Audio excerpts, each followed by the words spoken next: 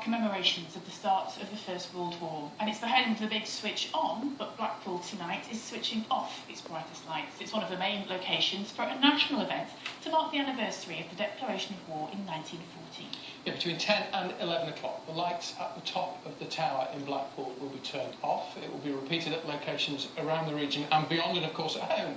We're even being asked to switch our own lights off in our own houses across the northwest. Let's talk to Naomi Coleman. She's live for us in Blackpool tonight.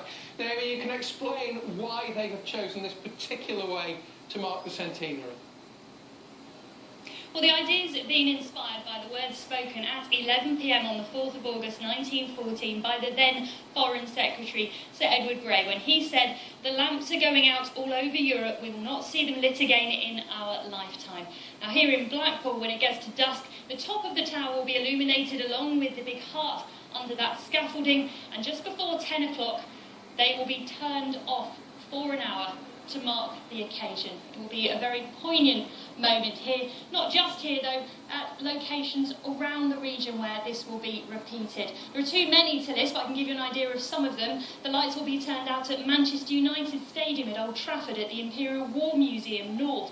In Liverpool, the Liver building will have images of World War I projected onto it, while a vigil is held in the Anglican Cathedral. A torchlit parade will be held at Burnley's Townley Hall, at Preston Railway Station. There'll be a reenactment of people being called up to war, and on the Isle of Man, an open-air service will be held in Castletown.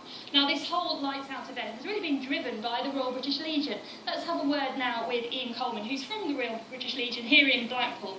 Just sum up for us how important it is that everyone gets involved in this tonight. Oh, I think it's vitally important. What we are today has originated from those dark days a century ago. If everything happens tonight as it does with the candle lit, it will be an absolutely wonderful spectacle. We're in for a time when we have to commemorate. Sadly, we lost so many people, and here in Blackpool we lost many as well. I think we have to all pay our respects to those who served and are serving for us today as well. Thank you very much. It will be a very emotional moment.